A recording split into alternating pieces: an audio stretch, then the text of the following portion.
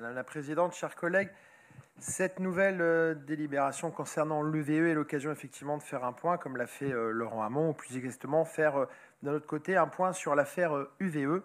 Nous continuons de parler d'une affaire qui incarne tous les maux d'une gouvernance qui nous apparaît déconnectée, rigide et incapable de gérer de grands chantiers, Laurent. Je ne reviendrai pas sur la déroute industrielle et environnementale. Je vous fais grâce des multiples interventions sur ce dossier que j'ai fait et qui ont bien exposé l'ampleur de ce que j'appellerais les dégâts et de ce que nous appelons les dégâts. Mais sur le plan financier, le gouffre continue à se creuser. Ce qui devait être un projet exemplaire pour la transition énergétique s'est transformé en fiasco financier. Je rappelle, pour mémoire, que du fait de ce dérapage financier, l'ATEOM est passé de 5,7 à 9,85% en 3 ans, soit une hausse de plus 72%. Et ce n'est pas fini, un pic d'endettement est attendu.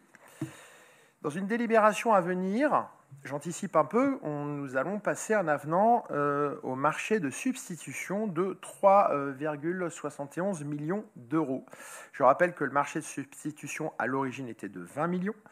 Alors j'ai une question, Madame la Présidente, est-ce que nous allons encore avoir des frais supplémentaires au montant déjà engagé sur le marché de substitution? Ça ne nous a pas été exposé pour le moment. Madame la Présidente, cette affaire n'est pas un accident de parcours, elle est le symptôme d'une manière de faire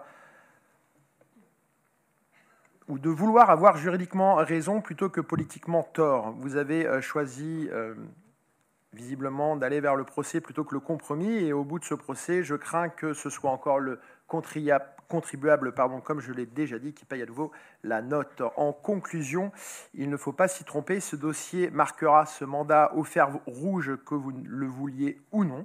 Il est devenu le symbole d'une impuissance et d'une majorité face à une complexité d'un dossier, un symbole d'une gestion technocratique sans cap, mais surtout sans remise en question, puisque la remise en question n'a jamais été évoquée dans cette Assemblée.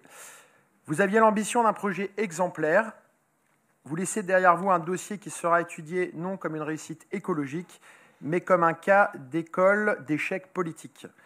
Nous serons vigilants pour que les responsabilités soient clairement établies et pour que les habitants de Rennes et Rennes Métropole ne soient plus les victimes silencieuses de vos erreurs. Je vous remercie.